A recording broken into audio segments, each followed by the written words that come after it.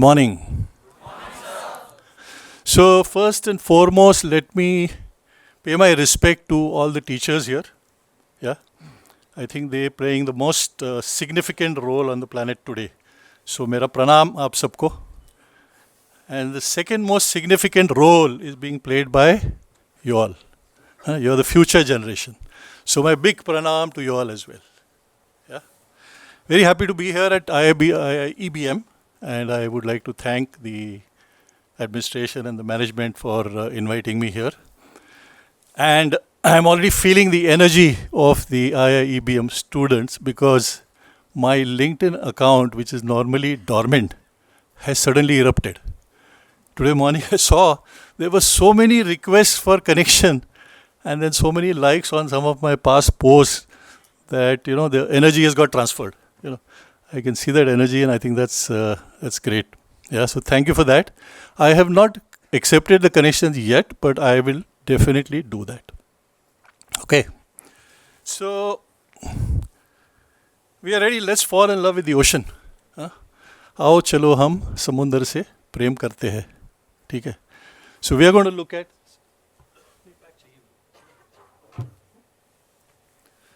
Yeah, thanks. Yeah, so we're going to look at an initiative called Sagar Mitra, which is an action program for people to fall in love with the ocean. Sagar ke mitra banne. So Sagar Mitra. So we are going to look at the combined effect of scientific temper, spiritual values to come up with some meaningful action. Sounds very heavy? Okay, it is heavy. It is heavy, and but one thing I can tell you is that in the next 60 to 90 minutes, you all will have something to think about, something to act on, and something to take back, okay, and do some further study. Yeah, some of you will be influenced to take some direct action. Some of you will be inspired to take up a study on the subject. And some of you will feel the impact and may even experience a mind shift change. Fair enough? So should we go on? All right, so let's move.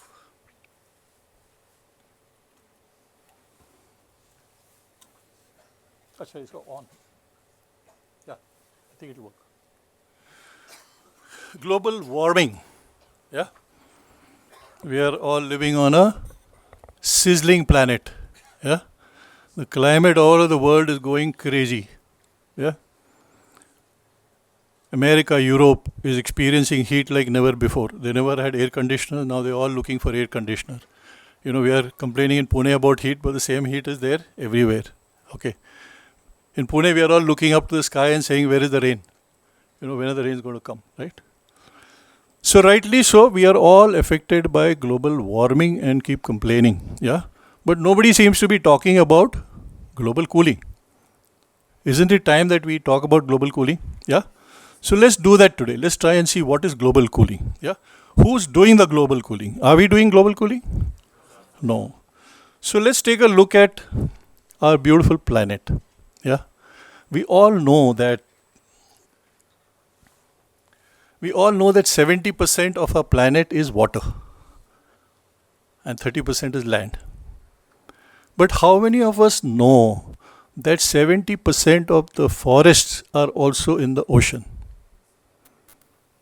Anybody who knew? Anybody who did not know? Anybody who did not know, please raise your hands. Wow, that's a large number. Yeah, very fundamental stuff we do not know, which is 70% of the forests are in the ocean, right? And this is significant. Why is it significant? Because trees are the biggest engines for absorbing carbon. Okay, so carbon is what causes global warming, and trees absorb from the atmosphere the carbon and store it away from the atmosphere. And if 70% of these trees are in the ocean, then the ocean plays a significant role in global cooling. Okay? But why is it that so many of us don't know about the role that ocean is playing or the fact that 70% of the forests are in the ocean. And the reason for that is because in our schools we learned geography, you know. Our teachers did a wonderful job in embedding in our brains the wonderful map of the world, right? And did their best to teach us all about the geography of the land. But they did not tell us about the ocean because ocean was out of syllabus. It was not included in the syllabus. What was included was the land, and therefore we do not know about the fact that 70% of the forests are in the ocean.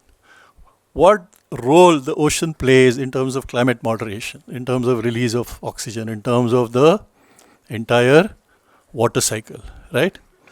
This would have not happened if the subject was called geohydrography. Yeah? We were taught geography, so only land. So when you call geohydrography, yeah, you're including the ocean in the syllabus. Now, why is this significant? Yeah, I think language has played an important role in the evolution of mankind, right? Language makes a difference. Let me give you an example. When you say forest conservation, what comes to mind? You talk to a forest official and he'll say, yeah, I know forest conservation. I'm going to take care of all the forests on the land and, do whatever to prevent deforestation and grow more trees and all that, right? But he is completely going to ignore the ocean because it doesn't fall in that definition of forest conservation, right? So therefore language is very important. The moment you call it geohydrography, the parents are going to ask, what is this hydro?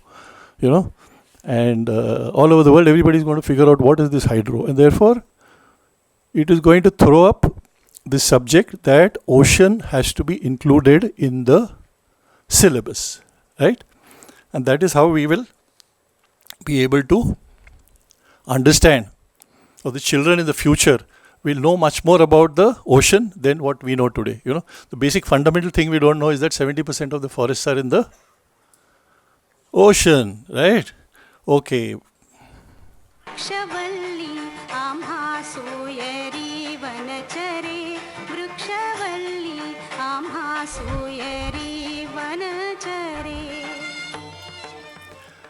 Okay, this is an abhang of Santa Tukaram. Some of you may not know this, but it's a nice pleasing tune. What it says is that all the plants and trees on the planet are our relatives and friends, right?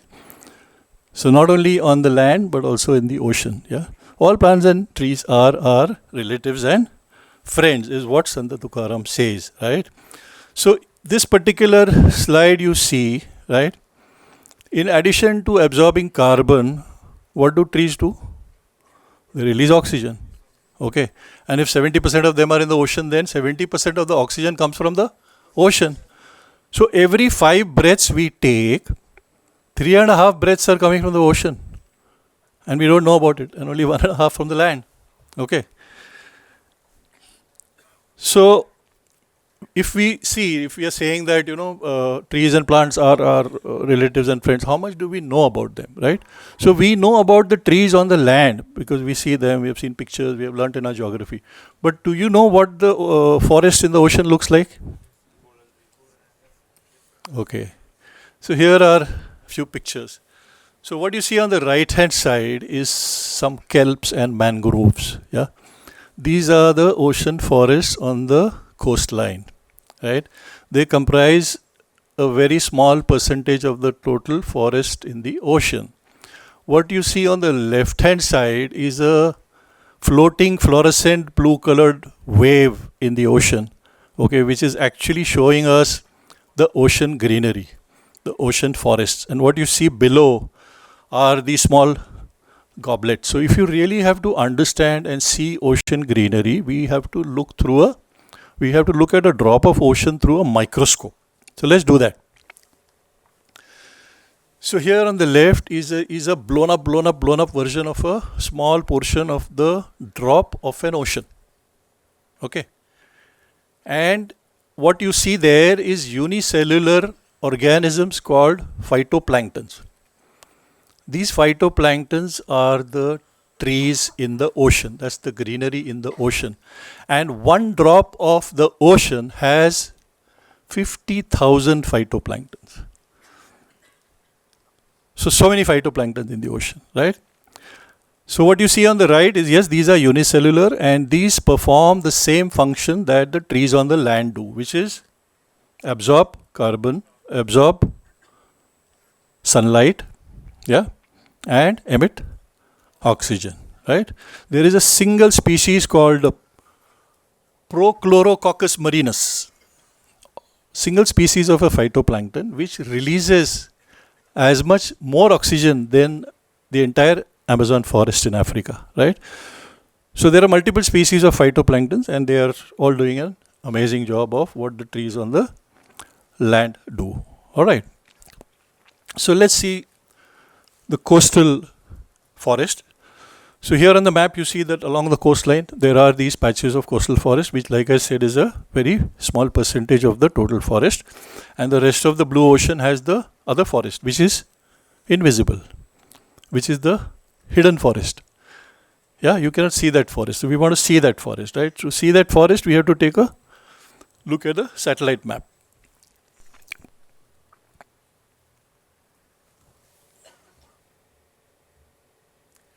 Yeah, so this is a map which is a high-speed map taken of the planet over the year 2000 to 2012, over 12 years, right? And it is showing the invisible forest moving from south to north and north to south. It is moving in search of sunlight. It goes towards the Tropic of Cancer with the sun, and then it comes down to the Tropic of Capricorn, right? It is going in search of the sunlight. Yeah, because it needs sunlight to survive and to thrive, right? So this is otherwise not visible to us. Okay, if you normally look at even from an aircraft, you will not be able to see it. This is a very high-speed satellite image which is helping us see this forest, right? Now, this particular ocean forest does a little more than what the trees on the land do, right? In terms of the storage capacity, in terms of the duration, and in terms of the speed, right?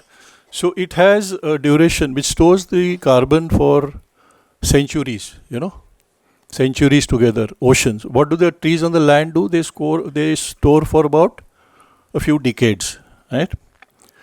Also, the trees on the forest have a risk of deforestation, okay, or burning, If that happens, then the carbon again gets released in the atmosphere. While what happens for the ocean, these phytoplanktons, they have a life of 2 to 3 days. Okay. And they absorb the carbon, they die in 2 to 3 days. Yeah, they also have a very high reproduction ratio.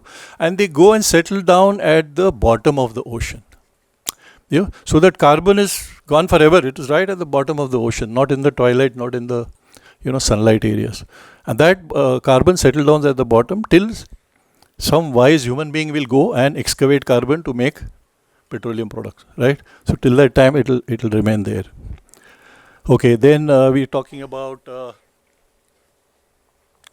the 4 times faster sequestration, right? So the ocean forest absorbs carbon at a much higher speed, right? So all that it does. So definitely, I think the ocean is acting as a primary cooling engine for the planet. Okay, what else does the ocean do? Here you see that in addition to the phytoplanktons, yeah, you find that there are clouds in one of the pictures. So where do the clouds come from? The ocean. What do the clouds do? They go to the land and give rain. So where does the sweet water come from? Ocean.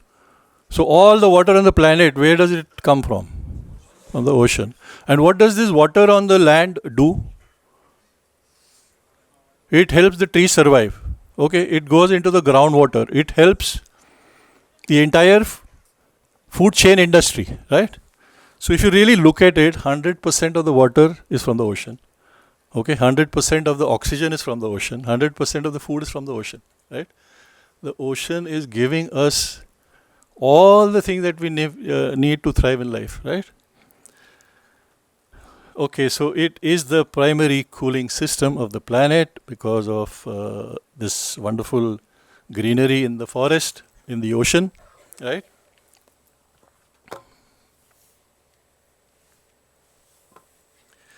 Yeah, so the same statistic that we have looked at earlier, ocean oxygen. Okay, then in addition to the carbon absorption, it also does heat absorption. Okay, so the ocean is a gift of nature. Yeah, and what are we doing with the ocean?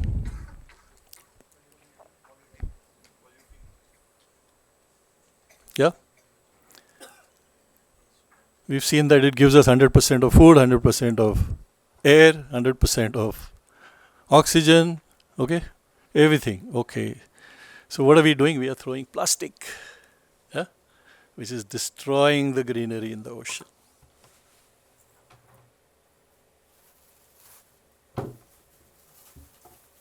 One second, I have a piece of plastic that I will show you.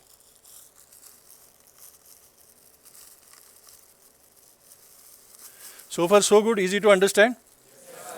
Very fundamental, but we don't know. Okay, so I am going to take you through all this purely because we need to know this, right? Okay, so here I have a few pieces of plastic, and when we look at so we are saying we throw plastic. What happens because we throw plastic? We block the sunlight. So this is a small piece of plastic, right? How many drops of ocean will be under this? 2, 3, 4, 5, 10, 50. Okay. Each drop of ocean has how many phytoplankton? 50,000, right?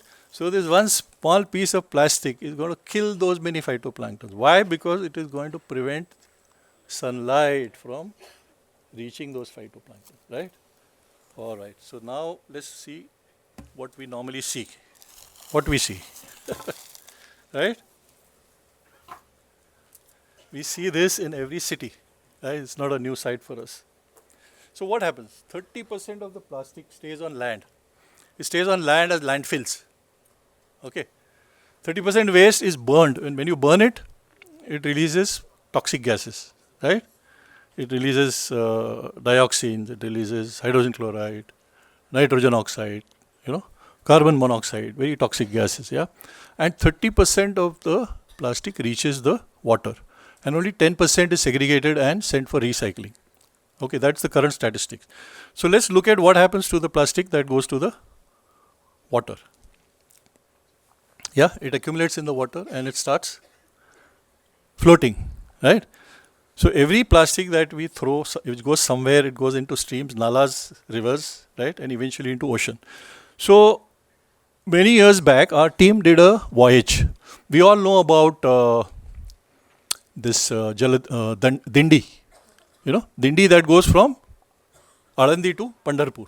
Lakhs of people go walking with the Paduka of Dhaneshwar and Santa Tukaram, right? Now, as an initiative, Vishwakarma Sanskruti Ashram at the banks of Indrayani in a place called Tulapur, they initiated what is called as a Jaladindi. So the Jaladindi did the same thing of taking the holy stuff through boats, through kayaks. And the purpose of doing that was to mix science and religion. Okay, there's a religious belief, so all the villagers would look forward to the Dindi arriving.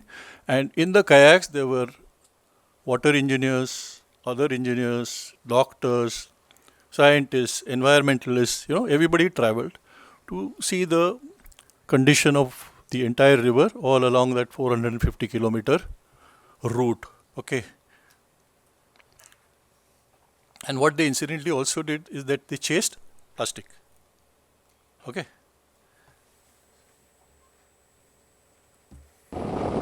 Yeah, so this is how, if some of you have gone kayaking, you know that it's a very narrow boat and it's great fun. Of course, while you're learning, you fall inside many times, but it gives you the maximum exposure to the surroundings. Yeah. So this is what I call Jaladindi, right? This is what started in 2006-07. It still happens around Dashera time, right? Sometime after the main Dindi goes. Yeah. These people go through water. If some of you are interested, you can go and check out on the internet about Jaladindi. Okay. So what happens? All this plastic, as you keep chasing it, it goes to dams downstream.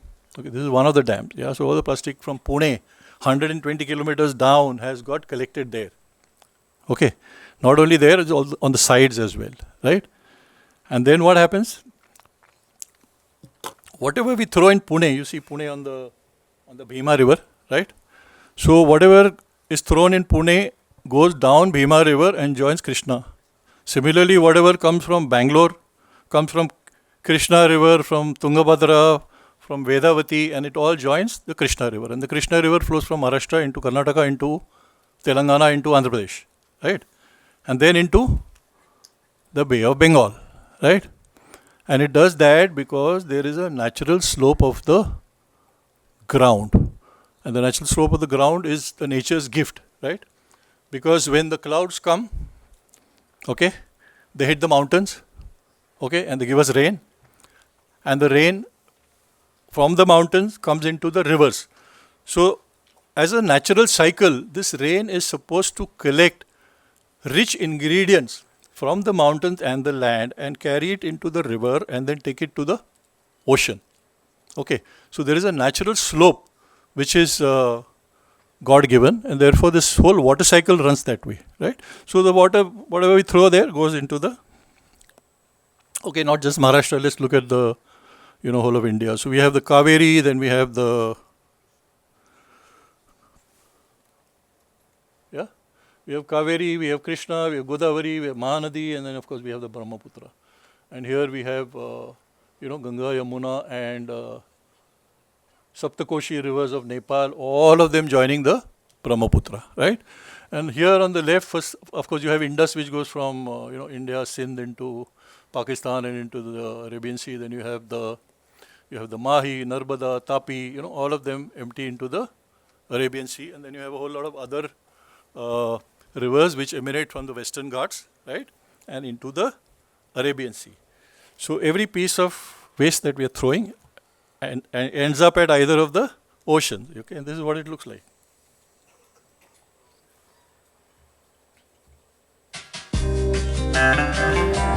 So Bay of Bengal has 1 to 2 feet of plastic floating. Arabian Sea has 2 to 3 feet of plastic floating, right? So what originated in a house in Pune lands up in one of these oceans. Okay, so there what you see is a landfill. Anybody has seen a landfill? Yeah?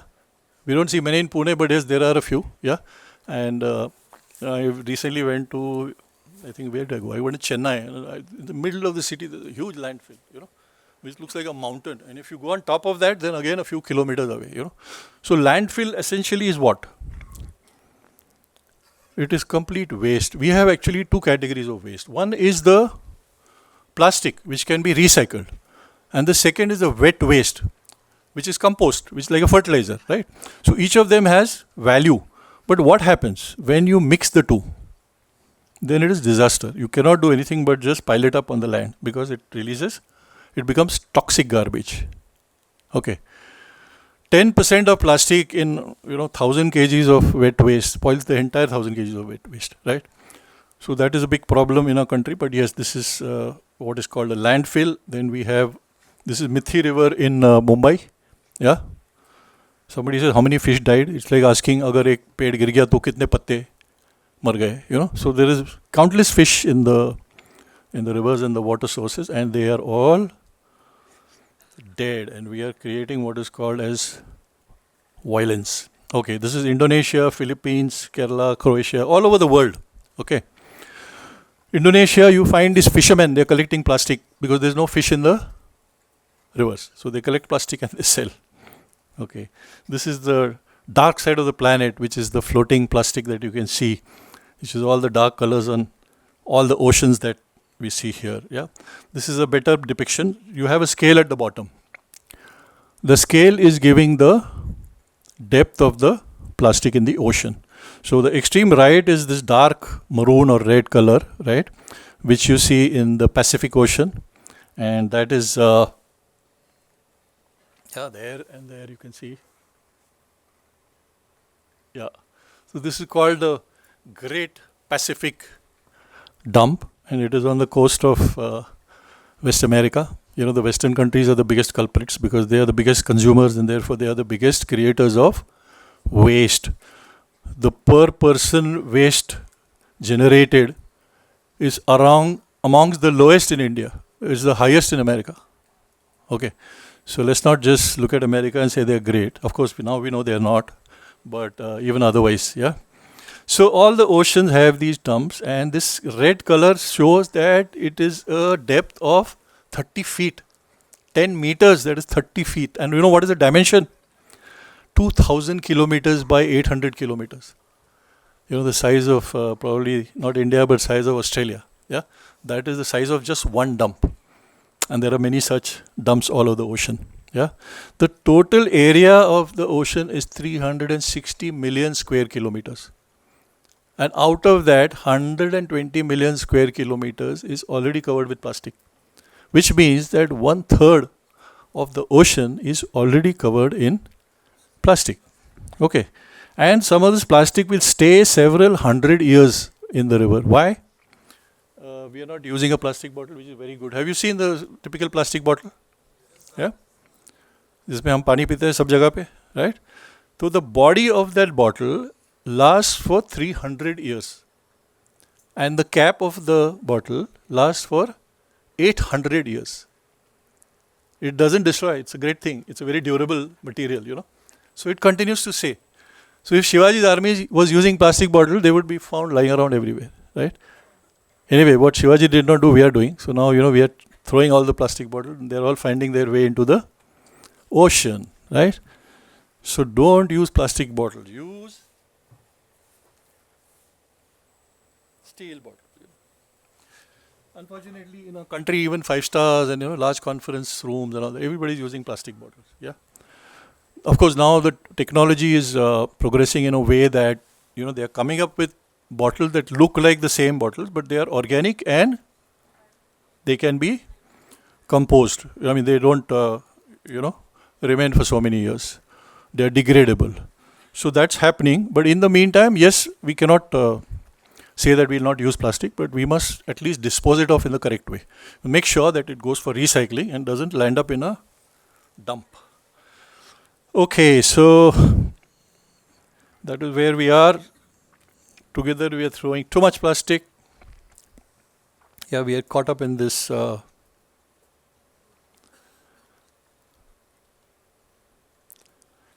14 million tons of waste plastic is what we throw every year. 14 million tons. Okay.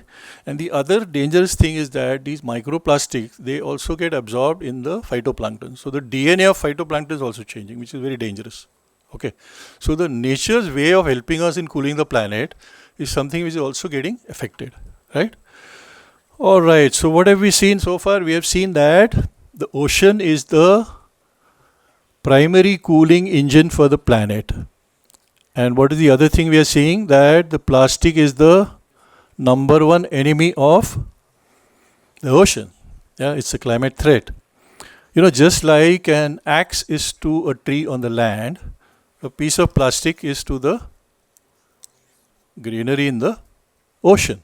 Okay, so we don't have to, on the land we have to hit the axe. Here we have to just throw it, and that's it. It becomes a weapon, right? So what are we doing? We are killing innocent fish. You know, we say that ahimsa paramo dharma, you know. Ultimate spiritual responsibility is non-violence, yeah. But we are indulging in violence and we are killing innocent citizens. Not just fish, monkeys, birds, deer, cows and camels. Khalish Times says that 1 in 2 camels in the UAE dies due to eating plastic litter.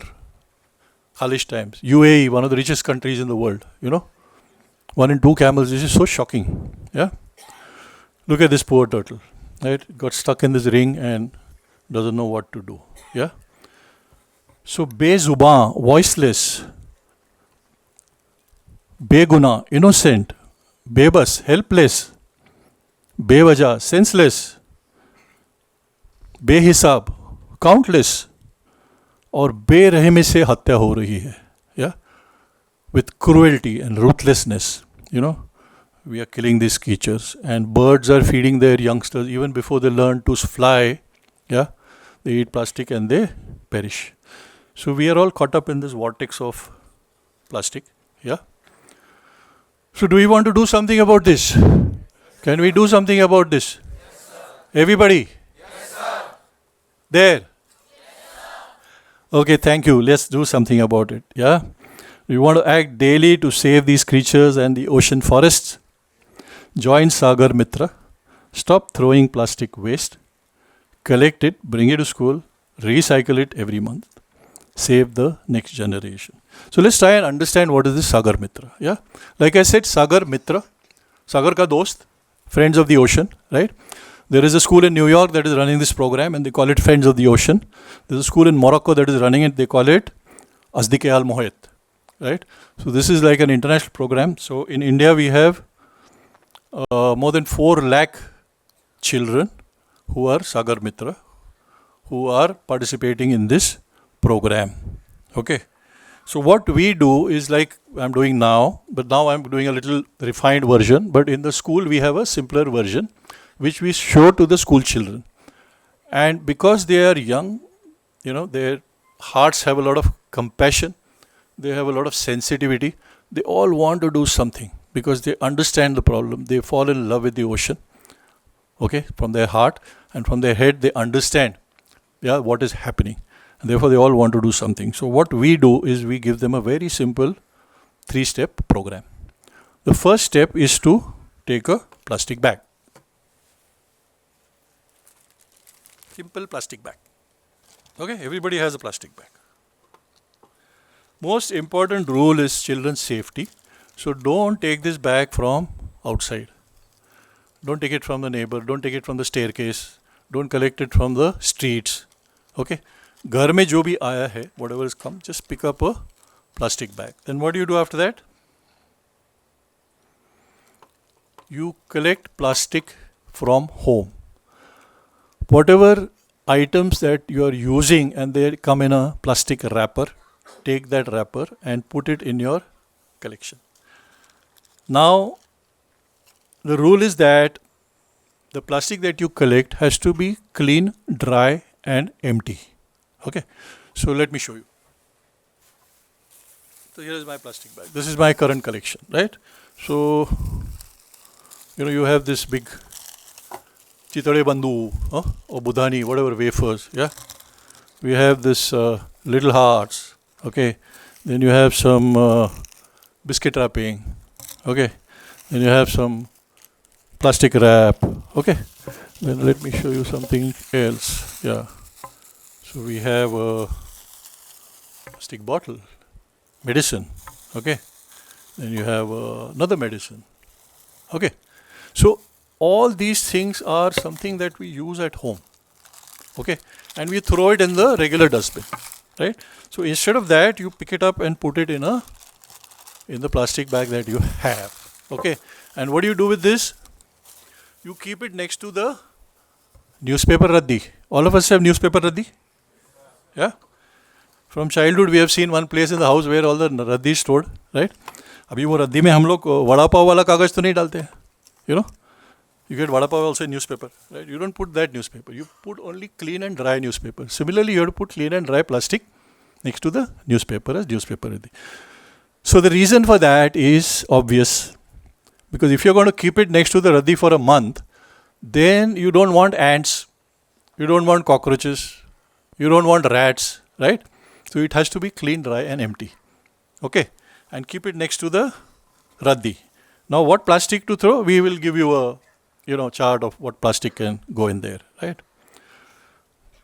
Again, most important rule, this is very important because we don't want children to take a risk. Sometimes they take children to the riverside and they say, okay, let's collect plastic. It's a very dangerous thing to do. Yeah? Because there is so much of toxic stuff in the waste there. You can't put your hands, you can't even go near that. So it is a strictly no-no. We don't want children to go out and do any collection, not even from the street, not even from the society, only inside their house. This is homework. Okay. So here it is. So you have the raddi and next to that you have the plastic raddi. Yeah, that's what we call it. Waste plastic raddi and waste newspaper raddi. Very simple. So far so good. एक plastic bag लिया, उसमें सब डाला next to the newspaper. And then what is the third step? Most important rule, children's safety, never collect waste from outside one's home. Yeah, this is being repeated because it's very important. Okay. Step number 3, bring that bag to the school. The school will give you a date. so and so date you can bring your stuff, and then you tie it up nicely, okay, and you bring it to the school. This is of course only for the photograph. What you see here is, okay, so they don't do that. The schools are organized. What they do is they give a date and they keep a sack, where children as they come in they can put in their stuff in that. Yeah. Now the important thing here is that the children do not carry any target. Okay, before that let me just conclude with the safety part and then the 3 steps. So first step, collect a bag. Second step, put plastic, keep it next to the third step, bring it to school. Right? Very simple, 1, 2, 3. Okay. Now this is the kind of plastic that the children have collected. 10 tons per month. And we are only talking about 4 lakh odd students across Maharashtra. Yeah. Now that number is increasing, then the quantity will increase. But like I said, the quantity is not what we are going after. This is not a waste collection program. The program is that every student should bring at least 1 piece of plastic. If there are 60 students in a class, then everybody should have at least 1 piece. And it's not important that they go and, pick up from everywhere because they want to show large quantity. No, there's no competition. There is no marks for quantity, right? Yes, there are marks for participation. So you must participate and do that, yeah? So when these children, okay, this is a Photoshop image and just gives you an idea. Okay. So when these children go and collect plastic at home, the parents say, "Arey, why is your school asking you to collect waste?" The children say, "Dad, we are not collecting waste. We are saving the lives of aquatic life." And then they say, "Okay, I am making sure that when I put this piece here, this piece will not go in the mouth of a fish. This piece will not cover and block sunlight for the ocean greenery." Yeah. So the children understand that and they tell the parents. So this becomes a Balak to Palak program. Okay. So now the parents also start participating. They say, "Hey, the child is doing a good job, so why don't I help him?" And in that house you have a bag where every member of the family is putting plastic, So this is a program of mass behavior change. The smallest unit on the planet, smallest functional unit is a family. Okay. Change has to start from a family to have a mass impact. How are we doing for time? 30 more minutes. Okay, good. So the family is the smallest unit of any change that has to happen on the planet. And therefore this becomes a program of mass behavior change. This is a program of character development. This is not a program of waste collection. Right? The children use their head, heart and hands. Jnana Bhakti Karma Yoga. Yeah? Buddham Sharanam Gacchami, Dhammam Sharanam Gacchami, Sangham Sharanam Gacchami. They understand the ocean and they understand the damage the plastic is doing by understanding science, information, right? They fall in love with the ocean by using their compassion. And they do a simple act of collecting plastic at home, which is their karma. So it's a program which is initiating their spiritual side without them knowing it, yeah?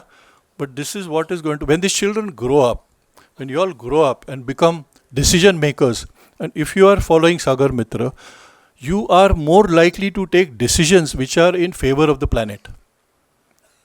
Okay.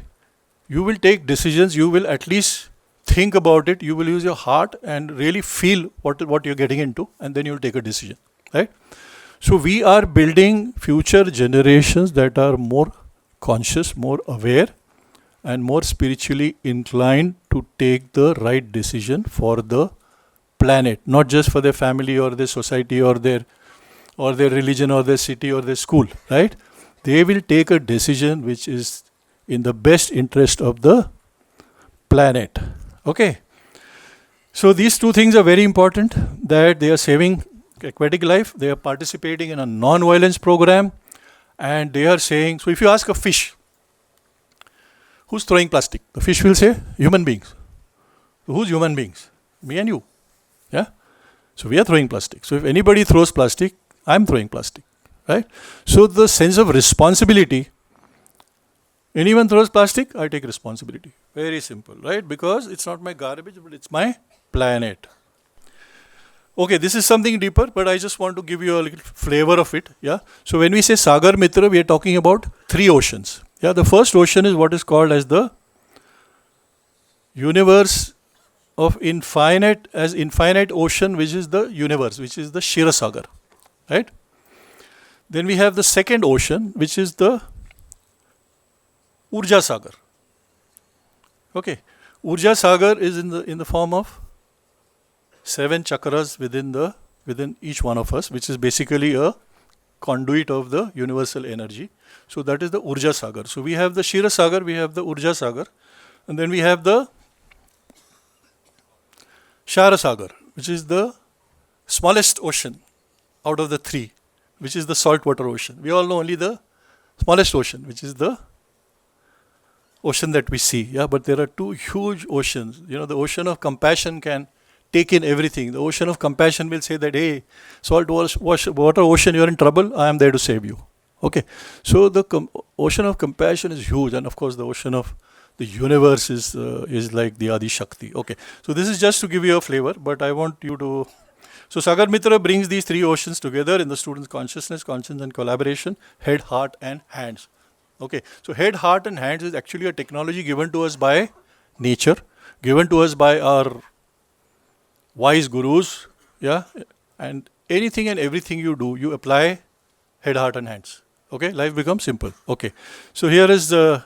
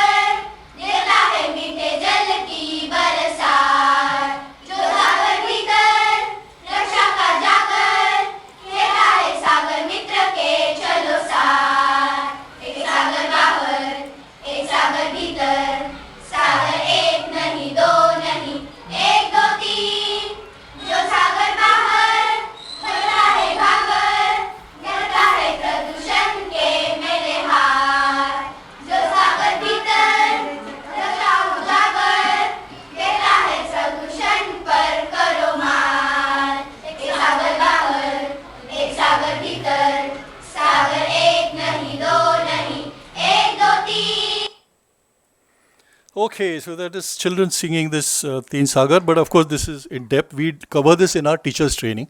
What are these 3 sagas, and how we need to have an in-depth knowledge of all of them to truly become a Sagar Mitra, to become a qualified teacher, to be able to go and teach children. Okay, I am not talking to you as children, I am talking to you as adults because you are now out of school, but that doesn't disqualify you from participating in Sagar Mitra, because now we have DY Patil, which is participating, we have MIT, we have VIT, so a lot of colleges are also getting into it. So I think this program actually applies to the entire population. Yeah, there is no age. But what happens is that as we grow up, rust gathers on our chakras. We lose compassion. We have so many people dying in the war, but we just, shut it off. Out of choice. I mean, we've got conditioned like that because of circumstances or whatever, right? Children are still fresh. Okay, so now you're also children. Okay, you're just making a transition, right? But you all still have that sensitivity and you still have that compassion. So don't let it go.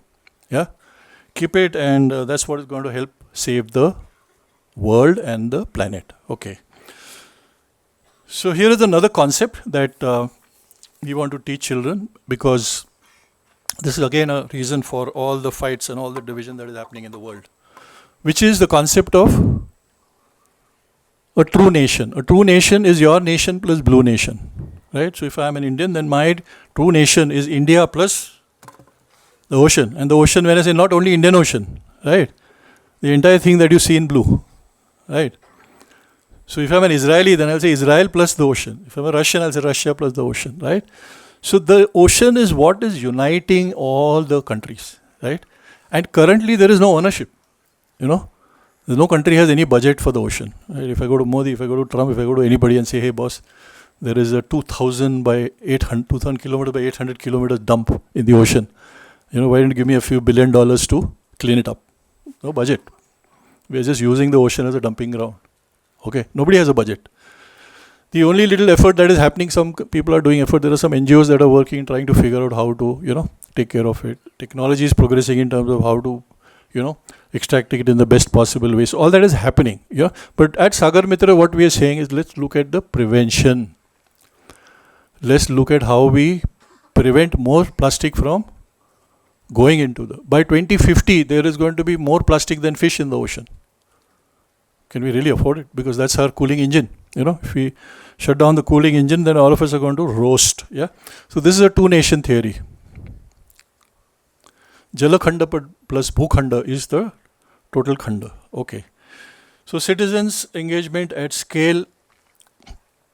Like I said, we have 4 lakh students currently there, and then we have collected more than 1,000 tons of recycled, and we are expanding. Currently we are in Maharashtra, Sangli, Nasik, Pune, Jalgaon, few of these places. Then we are there in Karnataka in Davangere, and slowly we have making inroads into Andhra Pradesh and Telangana, and currently there's a teachers training going on for teachers of Uttar Pradesh and Nepal. So these 2 states are getting added. Yeah, so a lot of states are getting added. And of course, because of the good work being done by the children, there are 2 global recognition. One is what is called as a Ocean Hero Award, right? So all these children who are participating, they are ocean heroes. Five Gyres is a big ocean research institute. You can do a Google on that. In 2024, we got the Earth Day Great Global Cleanup Award. Yeah, so 194 nations are participating, and that's what happens. Okay, so this is a single poster which talks about the entire Sagar Mitra program. So on the left hand side, you find the picture of the tortoise and the animals that are suffering, and then you have the map where you find the plastic dumps, and then on the right hand side, you find the children that are participating through their head, heart and hands in the Sagar Mitra program. In the middle, we have a few other emblems. The first one is called Aao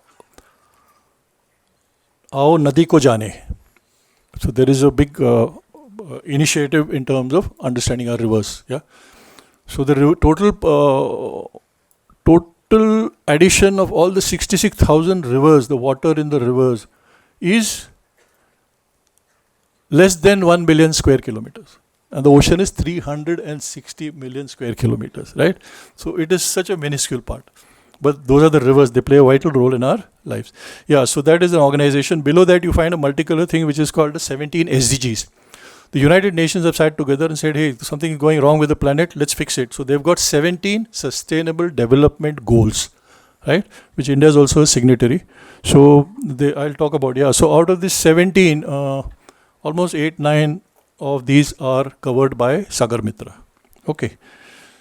So what else we have? On the right hand side, we have all the other government and other bodies that are associated with us. At the bottom, we have Cummins, Suzlon and Umicore. These are the corporates that are providing CSR funding for Sagar Mitra. Okay, because it's an initiative through an NGO, so it does not make any money. So we get CSR funding from these companies. Yeah. So there are 3 orientations, 17 SDGs. Then there are 11 duties of national citizens. We have a Constitution of India, and there is a section on duties of the citizen. When I was in school, we had a subject called civics, where we were taught all this. I don't know whether that subject still exists or not. It does? Okay, good. So some of you would know what is duties of the citizen. So that also gets covered here. Yeah, so what is that duty? It shall be the duty of every citizen of India to prevent and improve the natural environment, including forests, lakes, rivers and wildlife, and to have compassion for living creatures. Okay, all that is given here.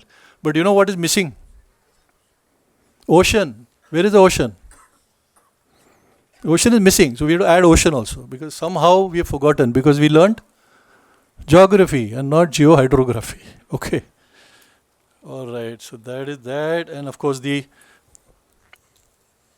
So right on top we are saying Sagar Mitra helps schools to implement the National Education Policy 2020, right? So I'm sure in your institute as well, you will be implementing or are implementing NEP 2020. Now what does the NEP 2020 say? That it says that there should be, okay, we'll look at the next slide where it is in a larger display. Okay, so what is the purpose of education? Which is also the core objective of NEP 2020. Okay, NEP stands for? Sorry? Yes. So the National Education Policy, which was released in 2020, is a very powerful document, is a very sensible document, and it is actually going to enhance, I won't say transform, but enhance the education system in our country. Not just school, but also higher education, because it includes higher education. So it says the purpose of education is to develop good human beings, capable of rational thought and action, possessing compassion and empathy, courage and resilience, scientific temper, creative imagination, with sound ethical moorings and values. A hell of a lot, right? It's everything. So you got to be everything, all of that, right? So, okay, how does, okay, this is, I'll ignore this. This is the actual extract of the education policy, but let's look at a, okay, so at the bottom you have Vaigyanik Drishtikon, which is scientific temper. You have Adhyatmik Mulya, which is spiritual value. Lok Sahbhag, which is community engagement. And you have Jagtik, which is the global citizenship, right? And a very important thing which is said by Atal Bihari Vajpayee, which is that निर्माणों के इस पवन युग में चरित्र निर्माण ना भूले, you know, which is we are doing so much of advancement and we are looking at innovation and creativity and technology and everything, but the basic fundamental being, the basic fundamental structure of a human being we're forgetting, right? So we need to focus on character building. Everything else will fall in place. Okay, so let's look at the summary of this. Yeah, so first is environment education. This should include areas such as climate change, pollution, waste management, all that, right? So at Sagar Mitra, we're talking about global warming and we're talking about plastic. Then we're talking about scientific temper and value-based education. So we are understanding in a scientific way what the planet is all about and what is it giving to us and what is it that we need to learn more about. Okay. Community engagement, of course, community engagement, Balak to Palak, and you know, the whole program is for the community.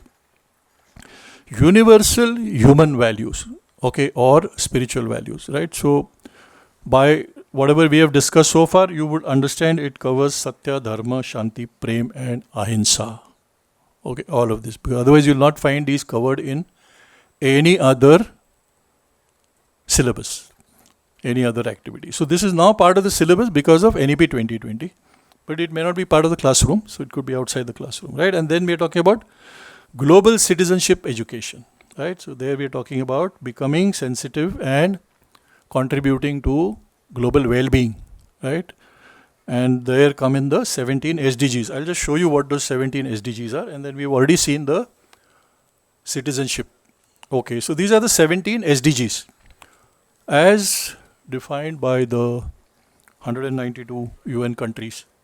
Okay, so they cover things like poverty, hunger, this, that, all of them, right? But if you really study them, which you must as management students, I think you should go and do a search for what are these 17 SDGs and then try and see how much of it makes sense to you, where is it that you can contribute. If you're part of Sagar Mitra program, you're already contributing in about at least 8 of them, if not more. Okay. 2021 to 2030 has been declared as the decade of ocean science.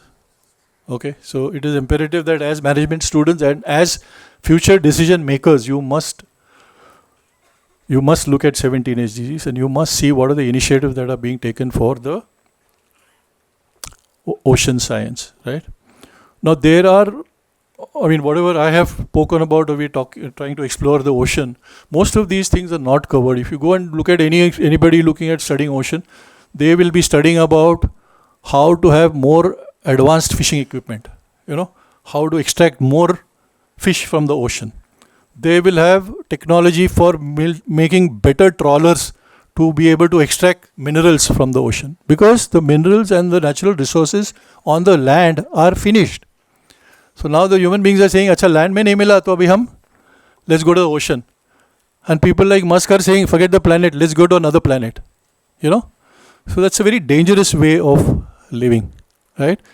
So let's understand the value of what we have already got, and let's see how we can preserve that and how we can all lead a very balanced life. Okay, so Sagar Mitra, any questions? Oh, you have questions? Okay, go ahead. I think we'll take questions and then I'll continue with the rest of it. Please.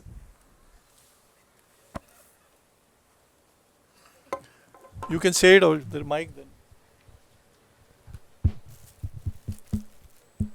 Sorry, it was not interactive because this is a slightly heavy subject. Sir. Sir. Yeah. You got a question after that. Yeah. Jain sir, my name is Bhumi Agrawal. My question is, what are the some achievement of Sagar Mitra Abhiyan that you feel deserve more public attention? What are the achievements that will get us more public attention? Yeah, so firstly, we did not have resources. We started up with one school with 150 students. Now it has grown to 4 lakh students, and now there is some visibility. In fact, you'll be surprised. We just created a website, so I can share the URL, but it's still in the making. So we are that fresh. But the interesting thing is, okay, let me talk about this. So governments have started noticing that, hey, here's something, some initiative that is actually helping. So they have started giving us schools. So this is Nasik Municipal Corporation. But before that, let me tell you. Yeah, before that, let me show you. This is Ajit Dada Pawar before he passed away. He signed an MOU with Sagar Mitra and he gave us some, I don't know how many, 303 schools and 156 villages. So this program has now got extended beyond schools to villages. And we have what is called a Sagar Gram. And then from the homes of people, it has got extended to societies. So we have Sagar Sankul. So housing societies are also doing this. And villages are also doing this. And now let me tell you about the municipal corporation. So this is there is a Kumbh Mela coming in 2027. Okay? जो प्रयागराज में हुआ था अभी वो नासिक में होने वाला है. So Kumbh Mela के लिए they called Sagar Mitra. And they said, can you be our advisors and can you help Kumbh Mela be plastic free? So we told them, no, we don't have that expertise and we don't have the machinery and we cannot help you. But what we can do is we can help sensitize all the citizens of Nasik to have a plastic free mindset. Okay, and if you guys and every citizen of Nasik does it, then you are setting up a great example, So they liked the idea and they signed up, and then we are advisors for the Kumbh Mela. So they have even given us vehicle. Every ward has given a vehicle. We have trained up, I don't know how many, 300 students so far, and now we've got 500 more schools. Yeah. So the next one, yeah. 200 शाळांचे मदतीने 3 संस्था. Anyway, so 200 schools already done. More schools are happening. And in the picture, if you see, everybody's got their hand up, so they're taking a pledge. What is the pledge? We, the people in every family of Nasik district, pledge to segregate our family waste plastic at home and to send it for recycling to protect the Godavari river basin and the ocean forests. Okay. So yeah, to answer your question, it is happening slowly, right? From schools to colleges to villages to societies. Yeah. So thank you for that question. Thank you, sir. Yes. Jain sir. Yeah. Jain sir, my name is Aritra. So I want to ask the question that at the depths of the ocean, sunlight does not reach in that much of amount. Correct, I hear you. Sunlight does not reach in that much of amount, so that it is suitable for the process of photosynthesis. So how does still they generate more oxygen than that of land? That's what I am concerned about. Yeah, because the jungle is not there at the bottom of the ocean. It is on the top of the ocean. It's a floating jungle. Okay, there's nothing at the bottom because, like you saw in that one of the slides, yeah, at the bottom there's no sunlight. So the greenery exists in the sunlight zone and the twilight zone. That's all, not below. Yeah. Thank you, sir. Sorry, he's got a question. You have a question. Jain sir, my name is Ayush Tiwari and I have a question regarding plastic waste management. So till now I am not getting the answer why we are not coming up with plastic waste management to make roads or something to reduce the plastic. Yeah, thank you for the question. Yes, surely. I mean, there is a lot of effort happening in terms of you're reusing plastic for making roads and doing a lot of things. But I think this is a subject that needs to be studied, because making roads is not the best way of using plastic. Because what you're doing is you are just hiding the plastic in the tar, and still there is an exposure of that plastic to the sunlight. So therefore it will eventually become microplastic and still be harmful so that's one of the ways of temporarily hiding the plastic, but that's not the best solution, right? So there are efforts happening in terms of how to do that. So one of the things is that more technology is coming into place. Okay, let me just quickly run you through some of the slides. Yeah, so here it is, right? So what happens is that the plastic that we collect, okay, goes to a recycling plant, and they make these shreds and they make it into granules, and then so the children see that what they brought has become this, and therefore they convert that into various objects, which could be mugs and buckets and whatever, same thing, but it's recycled, right? And then there is also another way of recycling where they make these plastic boards. And so some of these recyclers pay money for collecting plastic, some of these days they don't, but what they do is whatever they are making, they present it back to the school. So if they are making plastic boards, they will make notice boards, they will make benches, stools, whatever, and they will give those as substitutes. Now this is another way of recycling. 100 kgs of waste plastic, 25 kgs of gas, 50 kgs fuel oil, 25 kgs of coal. Okay, so all that can happen. Recently we went to a recycling plant where we found that they have a machine in which they put the plastic and they come out with these little pellets, and these pellets are what is a replacement for coal. So company like Thermax or any industry that needs has boilers or needs heat generation will take these pellets and they will consume them. So there'll be zero residual at the end of it. So that's another way. So a lot of effort is going on to do that, right? So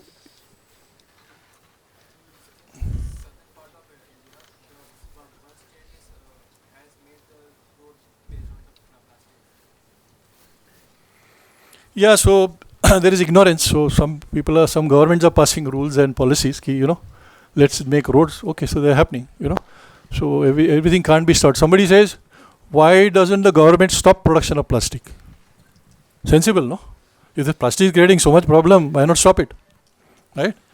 But let's look at our own lives, how much plastic we are using, right? So मेरे toothbrush से लेके good night तक सब plastic का ही बना हुआ है. Plastic is such a beautiful material. Durable, long-lasting, flexible, colorful. Okay, what else you want, right? So it has taken over our lives, and therefore there are huge industries that have invested in. It's a byproduct of petrochemicals. The companies that make petrochemicals. Who are they? DuPont, Reliance. So the big names. They're all making this petrochemicals, and as a byproduct of that is plastic, right? Now they are employing millions of people. You cannot stop the industry suddenly without having an alternative for these million people. What will they do? So we just cannot say plastic is bad, let's stop it. Smoking is bad, let's stop it. Has it stopped? It has stopped to some extent. How many years has it taken? Many years. ITC was a company that was making, sorry, I'm paying less attention to this side. ITC was a company that was making tobacco, cigarettes. Now it is diversified. Now it is into hospitality. Now it is into some other product, right? But it has taken them so many years. And this is something visible. Plastic, though, people don't even know what damage plastic is doing, right? So the time for people to realize that and to come up with alternatives, it's happening. And all of you can contribute. All of you are going to become decision makers. You need to take decisions, the right decisions. Okay, in favor of the ocean. Okay,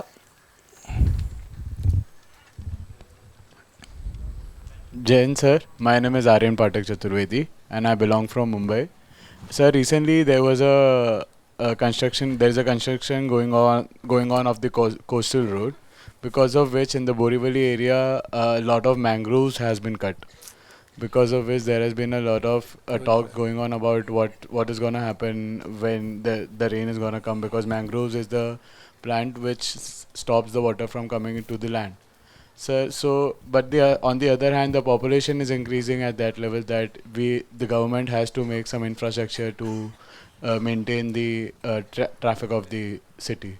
So, sir, what should we do? What is the other option that we can choose other than spoiling the water for?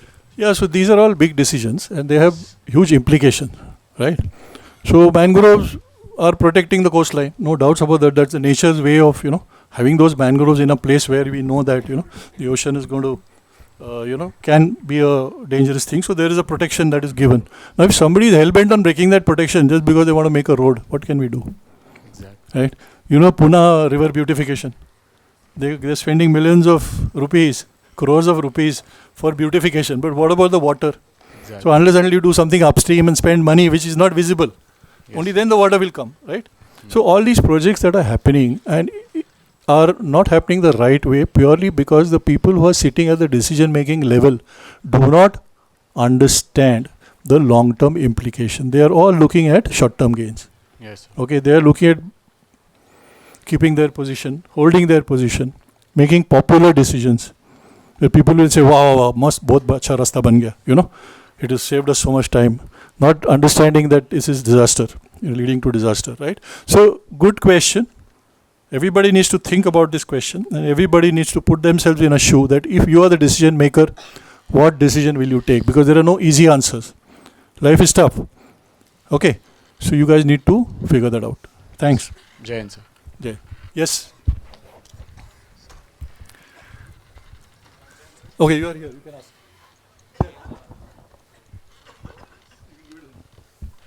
Jain sir, myself Shubham. So I would like to I would like to know your opinion on the cremation of bodies on the ghats of rivers.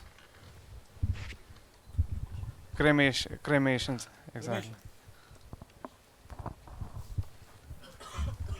We have not studied this aspect of what effect cremation can have, because most of the cremation grounds, I agree with you, are located nearer the banks of the rivers. Yeah. So the logic probably could be the fact that bodies are decomposable, and they eventually need to dissolve with nature. So probably that could be a logic, but I am not an authority on this subject and we have not studied this aspect. Yeah, but thank you for asking the question. Everybody can think about it. Yeah, thanks. Yeah.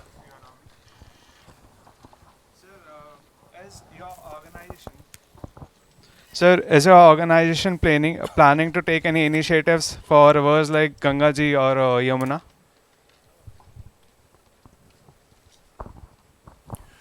No, we are not doing anything specific for these rivers. So what we are doing is we are introducing Sagar Mitra in those geographies. Like I said, Uttar Pradesh and UP and all that, where Ganga Yamuna flow, and Nepal, which actually becomes a feeder for these rivers. But we do not have any there are many NGOs, there are many programs currently happening. Clean Ganga, and under the Swachh Bharat and other initiatives.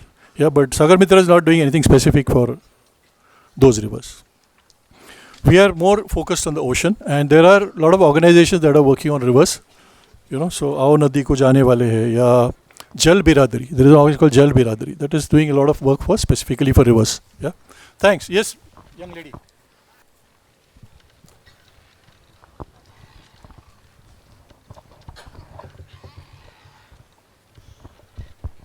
Jain sir, my name is Karishma. So first of all, I would like to answer his question that he asked about the cremation. So as for my knowledge, it doesn't harm river water, and body is very much decomposable. If even it is not cremated, if it directly goes down to the river, it becomes food for the aquatic organism that are present in inside the ocean and wherever. And second, my question is that this is very big problem we are facing. It is causing cancer, many things. But all the recycling is one of the solution. But I don't find that, I don't get that where it will stop, because recycling is there. But whenever I go outside, I find everything wrapped in plastic only, from bottles to utensils, everything. Nowadays, utensils are also coming in plastics. So I don't get that where it will stop. I don't able to find any solution for this. Recycling is good, but ultimately this is not good for our environment, as you have mentioned. So Can you please? Yeah. So thank you for that question, and the answer is very simple. It has to stop with me. It has to stop with you. Forget about rest of the world. You check out your own consumption and you check out your own habits. You know. So that's how it starts. एक एक समुंदर के कट्टे पे, you know. One morning, a family went for a walk. There were a lot of fish which had got thrown over, you know, and they were finding it difficult to go back into the ocean. So the little kid, what he did, sorry. So the little kid, what he did, he was picking up a fish and throwing it back into the ocean. Okay, then he picked up another one and he threw it back into the ocean. The dad bola, "Arey, what's wrong with you? Yeah, there are lakhs of them. Why are you throwing this? Not going to make any difference." So the kid picks up one more fish and throws it. It made a difference to this fish. He picks up another one and throws and says, "It made a difference to this fish." You know. So every small action adds up. So if you look at the total picture and then you might get overawed and say, "Arey yaar, iska to koi solution nahi hai. Ye kaise hoga?" You know. Which is a natural reaction. But let's look at ourselves. How am I contributing? Okay, there's a concept of competitive consumerism. Yes, sir. And plastic is a measure of this. One of the reasons why you collect plastic and keep it for 30 days is to see how much plastic you've generated. Okay, more plastic you've generated, you are in the consumer trap. You are in competitive consumerism because you are buying things which are not just your need, but you're going beyond. If you look at a sparrow or a bird, it builds a nest for itself and the family. हाँ? तो वो 7-story nest तो नहीं बनाता है. बोलते हर एक पेड़ पे मेरे को nest चाहिए. ऐसे तो नहीं करता है. So basic fundamental needs. Let's look at each one of us and say, hey, basic stuff I have got, I'm okay. I'm good with this. The whole media is throwing stuff at us and saying, have you got this? Have you got this? Have you tried this? Look at this dress, so beautiful. Yeah. Look at this product. If you don't have it, you're missing the bus. So we are being driven crazy. The whole world is piling on us. Okay, and putting us under pressure. So competitive consumerism is killing us, killing the planet. So let's look within and say, how much am I contributing? Instead of, like you rightly said, that if you look around, you find, "Arey, ye kabhi band hone wala hai." ठीक है? So every person has to play their role. And if you people become good citizens as defined in NEP, then this will get arrested. And over the next 2 generations, it will completely stop. Okay, because nature's design is for the planet to thrive. All right, okay, thank you for that question. Thank you, sir. There is one request. Please share this presentation. Sorry? Please share this presentation to us. Share the PPT. Yeah. You have to attend teachers training program if you are really interested. It is comprising of 4 sessions over 4 weeks, 2 to 3 hours per session, where we will give you the entire stuff, plus we'll also train you so that you can train your batch of school or society, or you can take up a village or do whatever, right? Or just have it within yourself to have a better understanding, right? So the other way you can contribute is you came from some school, right? All over India. You can get back to your school and say, hey, there's a program called Sagar Mitra. Why don't you listen to these guys and your school can implement. I'm also going to talk to Colonel Marwa if you want to implement in IIEBM. Yeah? Okay, thank you. Thank you, sir. Yes. Jain sir, my name is Vedant Jangam. Recently I saw a video that people have released floatable belts which generate electricity when waves hit them, but they also cover the ocean surface. So what do you have the opinion that the photosynthesis will stop from the phytoplankton? So is it doing more harm than good? What is your opinion? If it's throwing electrical current, what is it going to do? You're going to kill the phytoplankton. You're going to kill the fish. Yeah, so it's bad. So if you are you become the CEO of such a company, you will quickly diversify and say, hey boss, what am I doing? That's the whole difference, If you're making a lot of money by making these floating belts with lights and all that, it may be helping some section and it may be helping you with making some money, but it's not helping nature. Okay. So Gandhi ji ने बोला था, be the change that you want to see. ठीक है?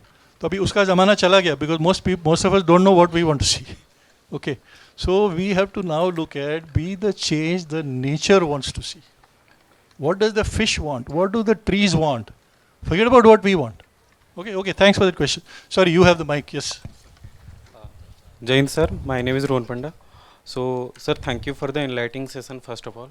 And sir, basically about pollution, I think the ground reality, the major problem is stubbornness or civic sense, the mindset actually. And I think the millennials or the older generation are more stubborn. And if you gave them any advice, they retaliate. So how could you tackle their problem? Don't tackle them. Their time will come, they'll go. They'll take all their stuff with them. So don't waste your energy doing that. Utilize your energy where it is going to work. Sagar Mitra program is aimed at children. It could have been easily aimed at corporates and adults. No, because we have the effort it will take us to communicate the same message is going to be much harder. It will eventually reach. But we are reaching out to children because children are non-adulterated, they are sensitive, they are open, they are compassionate. And there is a likelihood of this program succeeding because parents today, what is the most important thing for them? Children. Okay. So if not anybody, they listen to the children. They are interested in the well-being of the child, right? And if the child is saying things that are making sense, okay, then the children will listen. All their sweat and blood that they're making, money is only for the child. They want to give their children the best education, right? This is part of education. What we are learning today is education. Yeah? NEP 2020, yes. Thank you, sir. Got it? Okay, anybody else? Yeah. Good, I am happy people back there are also listening. Jain sir, myself Giriraj Palaskar. I already prepared my question before you showing this presentation. Wow. The slide of using of plastic in as a fuel. Sir, my question was: is recycling a profitable business, considering all aspects of various types of plastics and extracting them from ocean? Is it a profitable business? Now it is profitable. Some time back it was a little dangerous. That's why a lot of people are not getting into it because एक तो पहले clean waste नहीं मिलता है. जो waste मिलता है उसको segregate करना पड़ता है. Segregation is a big headache. How are you going to segregate plastic from wet waste and keep it all separate? Within plastic, how do you segregate? So segregation was a big overhead and not cost effective. But now with technology, there is advancement in terms of how to not exactly segregate, but how to sort it out, or how to use the waste as it is, without segregating. How can I use that and make something meaningful, right? So a lot of people are getting into recycling now, and it is turning out to be lucrative. It was not some time back, but it is. I think all of you can also think of recycling as a avenue for adding value, yes, commercially as well as your adding meaning to life. Yeah. Sir, I also want to continue with my question. Sir, if this is a profitable business, then why big powers and big people like Adani and Ambani are not getting into it, and social awareness is not made? As the raw material we know, which is plastic, is readily available in oceans, which will be beneficial for the environment also, and also they will generate profit through it. So why is it not yet considered? Yeah. They will get into it slowly because ek to abhi now there is a government policy compulsion, which is called producer responsibility. Okay, so if I am making Coke and I'm selling them in these plastic bottles, right, or any product, then the producer has the responsibility to get back those plastic bottles, okay, and take care of recycling. So that's one of the things that is happening. To answer your question, the business of recycling is not as lucrative of the business of production. Does that answer your question? Yes, sir. So now what is lucrative is for you to define. Do you want to do something that is against the nature because it is very lucrative, or do you rather do recycling, which is good enough? I am making my money, right? So it all boils down to what is the mindset you are developing as you come out of this institute, right? Of course we got to be ambitious. Of course we got to be dynamic. Of course we got to be successful. What is the definition of success in your mind? I can take a separate session on that. But yeah, does that answer your question? Yes, sir. I got okay, it. thank you. Thank you, sir. Yes, anybody here? All the women are very silent, except for two of them behind. Yeah, anybody here? Sorry, I think I should have been on this podium. More attractive podium. Yes, ma'am.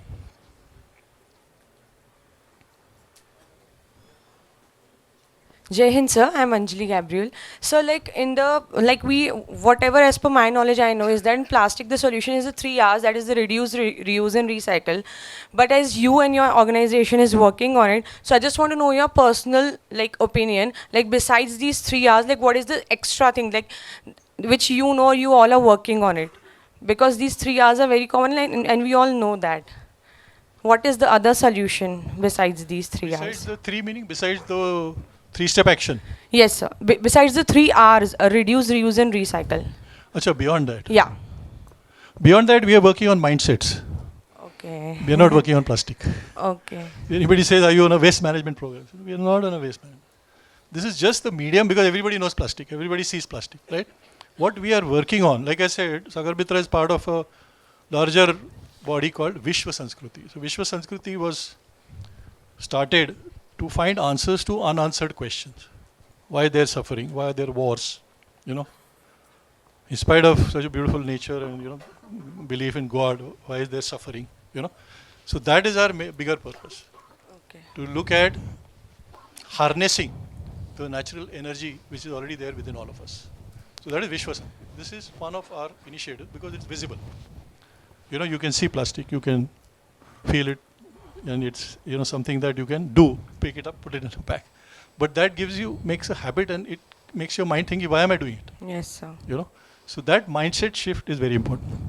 So like I said in the beginning, this program will either make you think, make you act, Yes, sir. or make you feel. I hope it has done something. One of these or some of these, right? And I think we have very little time. I am just going to take one last thing which I want to tell you in a very short way. Our national anthem, which we sang in the beginning, it was not wording, but it was the national anthem. Now, I just want to tell you that this national anthem, let me open all of this and save time. So this national anthem talks about Punjab, Sindh, Gujarat, Maratha, Dravida, Utkal, Banga, right? So left to right, if you say Punjab, Sindh, Gujarat, Maratha, Dravida, and then, okay, Bengal.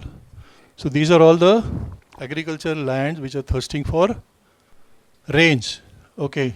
And then what happens? When the Himachal mountains stop these clouds and they bring the rain from the ocean. Yamuna, Ganga. Our rivers carry the ocean water to farmlands, right?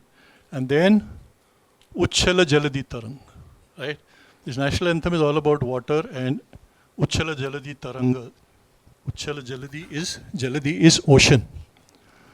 So when Rabindranath Tagore wrote that Janagana Mana Adhinayak, so who's the Adhinayak? The Adhinayak is the ocean. It is the Sagar. Okay. And who's the Bhagya Vidata? Bhagya Vidata is the ocean. Okay. So this entire paragraph has been telling us for how many? 78 years. Yeah, we've been singing it for 78 years, right? It has been telling us that we must say Jai Jai He for the ocean and not for the Almighty or somebody else, right? Of course, this has other paragraphs. This is only the first paragraph of the national anthem that we know. There are 4 or 5 paragraphs, and eventually it goes to Adi Shakti, right? But the very fundamental national anthem that we all sing is in praise of the ocean. Uchchala Jaladi Tarang.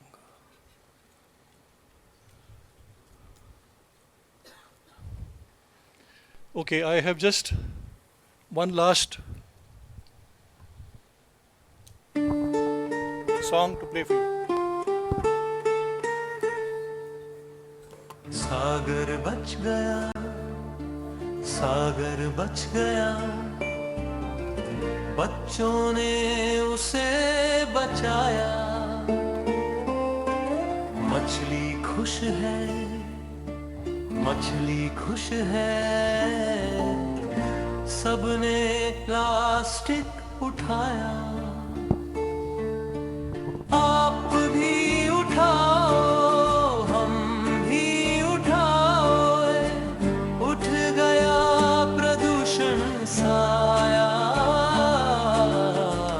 बालक बदला, पालक बदले, बच्चों ने सिखाया।